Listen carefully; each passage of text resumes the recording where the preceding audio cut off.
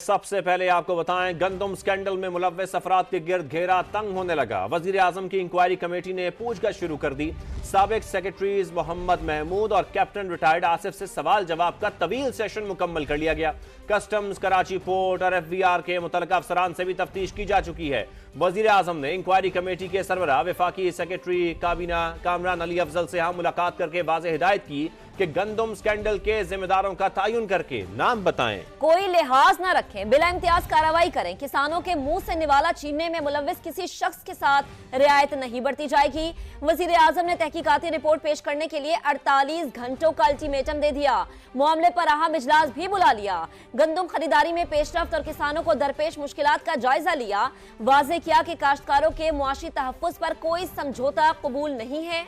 मेहनत को गफलत की भेंट नहीं चढ़ने देंगे। किसानों को इनकी मेहनत का मुआवजा बर वक्त पहुंचाया जाएगा। तो इंतहाई अहम मामला है ये।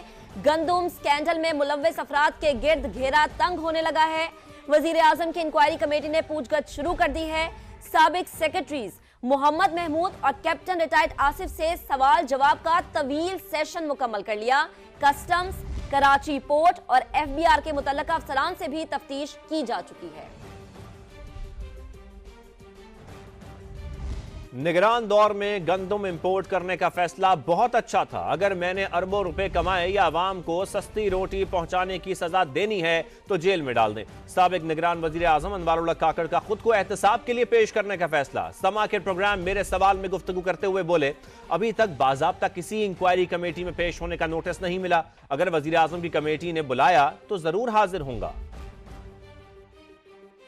चलिए, मुझे कम्युनिकेट अभी तक किसी ने नहीं किया किसी भी किस्म की कमेटी में अपीयर होने का। वो मुझे ऑफिशियली रिक्वेस्ट करेंगे to appear before them, clarify भी करूँगा और जो हमारा पर्सपेक्टिव है वो शेयर भी करूँगा। मेरे ख्याल में फ़ैसला भी दुरुस्त था और गालिबन लोगों को भी समझ आ रही है। क्या जो लोग इसको ट्विस्ट करके, स्पिन करके, फॉर पॉलिटिकल रीजंस इसको ट्रांसफॉर्म कर रहे हैं और वो इसको बदल के एक नया बयानिया तश्कील करने की कोशिश कर रहे हैं, वो भी एक मसला है अपनी जगह पर। हमारी हुकूमत में अगर हमसे ये गलती हो गई कि हमने कानून को इन्फोर्स कर दिया, वो जो स्मगलिंग थी उसको कर्टेल कर दी, जिसमें हमारे साथ तमाम इंस्टीट्यूशंस, पर्टिकुलरली जो मिलिट्री इंस्टीट्यूशंस थे, उनका बड़ा लीड रोल था। हम आम शख्स के लिए फैसला किया और उनको सस्ती रोटी मिली।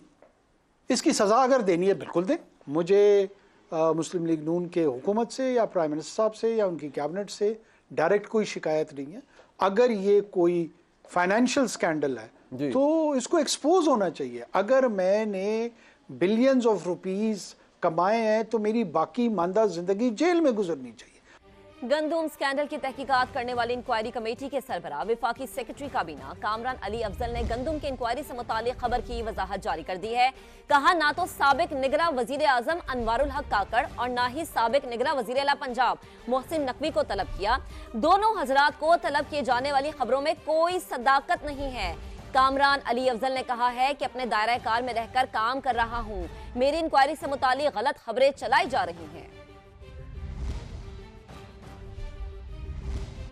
किसानों की मेहनत को किसी की गफलत की भेंट नहीं चढ़ने दिया जाएगा। वजीर आजम ने वजारत कौमी ग़िज़ाई तहफ़्फ़ुज़ की कमेटी कायम कर दी, जो 4 दिन में किसानों के तहफ़्फ़ुज़ात दूर करने के लिए इक़दाम करेगी।